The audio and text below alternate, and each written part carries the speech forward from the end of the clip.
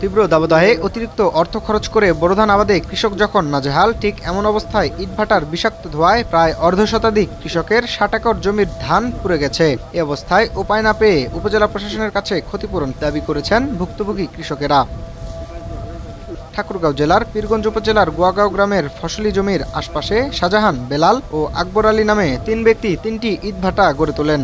তাদের ভাটার বিষাক্ত ধোঁয়া আর তীব্র গরম বাতাসে পরিবেশ দূষণের পাশাপাশি ফসল ও বাগানের ব্যাপক ক্ষতি হচ্ছে। গত কয়েকদিনে ভাটার ধোঁয়া আর গরম বাতাসে প্রায় ৬০ একর বোরো ধানের ক্ষেত পুড়ে গেছে। এতে ক্ষতিগ্রস্ত কৃষকেরা ইটভাটা মালিকদের ক্ষতিপূরণ দিতে অনুরোধ জানালেও তারা তা দেননি।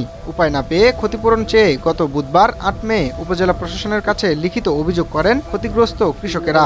আকবর আলী, একটা নাম ঢাকাইয়া শাহজাহান, একটা নাম হলো আব্দুল বেল্লাল। এই তিনটা ভাটার আগুনে আমাদের সবকিছু চলে সরকার হয়ে গেল।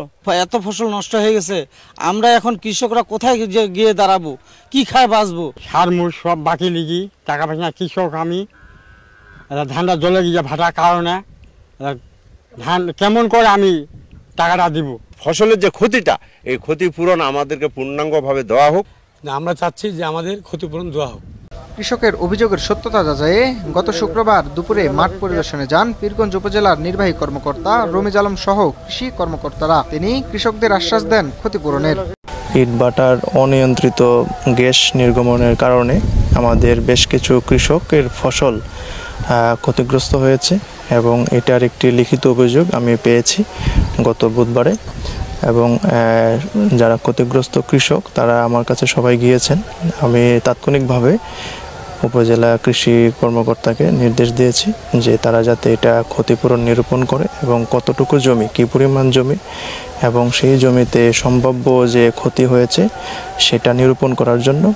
পাশাপাশি আজকে আমি নিজে সরেজমিনে কৃষকদের স্বার্থের বিষয়গুলো মাথায় নিয়ে এবং উপলব্ধি করে নিজে সরেজমিনে এসেছি আইন শৃঙ্খলা বাহিনী সহ। এ বিষয়ে ইটভাটা মালিকের সঙ্গে কথা বলতে চাইলে তিনি ক্যামেরা দেখে দৌড়ে পালান, কথা বলতে রাজি হননি। ফসলি জমির পাশে গড়ে ওঠা ইটভাটাগুলোর বিরুদ্ধে ব্যবস্থা না নিলে আরও ক্ষতির মুখে পড়বে কৃষি অর্থনীতি এবং ক্ষতিগ্রস্ত হবে কৃষক। তাই এসব ভাটা এবং ভাটার মালিকদের বিরুদ্ধে এখনই কার্যকর ব্যবস্থা নেওয়ার দাবি জানিয়েছেন এলাকার কৃষকেরা। Mohammad Minhaj Alam, north capital news, Thakurgaon.